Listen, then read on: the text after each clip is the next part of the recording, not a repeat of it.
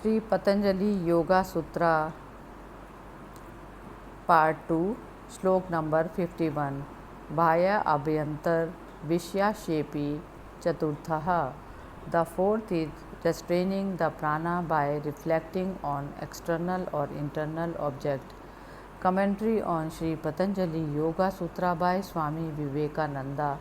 This is the fourth sort of pranayama in which the kumbhaka is brought about by long practice attended with reflection, which is absent in the other three. Shlok number 52 Tatashiyate Prakash Avaranam.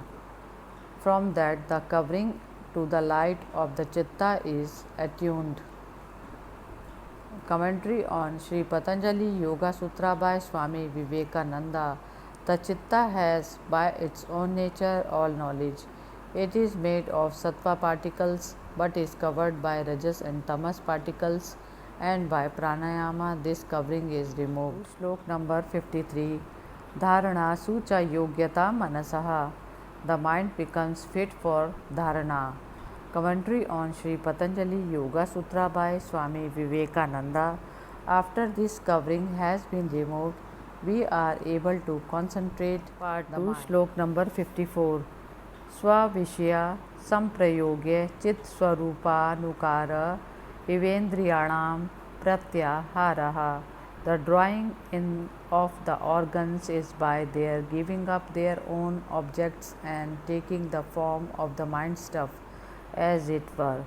Commentary on Shri Patanjali Yoga Sutra by Swami Vivekananda. The organs are separate states of the mind stuff. I see a book. The form is not in the book, it is in the mind. Something is outside which calls that form up. The real form is in the chitta. The organs identify themselves with and take the form of whatever comes to them. If you can restrain the mind stuff from taking these forms, the mind will remain calm. This is called pratyahara. Shlok number 55 Tatya parma vashyatendriyanam iti Patanjali virchite योग सूत्रे द्वितीय साधन पादः. Thence arises supreme control of the organs. Commentary on Shri Patanjali Yoga Sutra by Swami Vivekananda. When the yogi has succeeded in preventing the organs from taking the forms of external objects and in making them remain one with the mind stuff, then comes perfect control of the organs. When the organs are perfectly under control, every muscle and nerve will be under control, because the organs are the centers of all the sensations and of all actions. These organs are divided into organs of work and organs of sensation. When the organs are controlled, the yogi can control all the feeling and doing. The whole of the body comes under his control.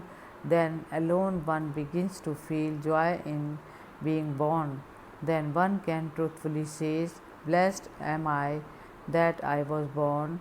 But when that control of the organs is obtained, we feel how wonderful this body really is.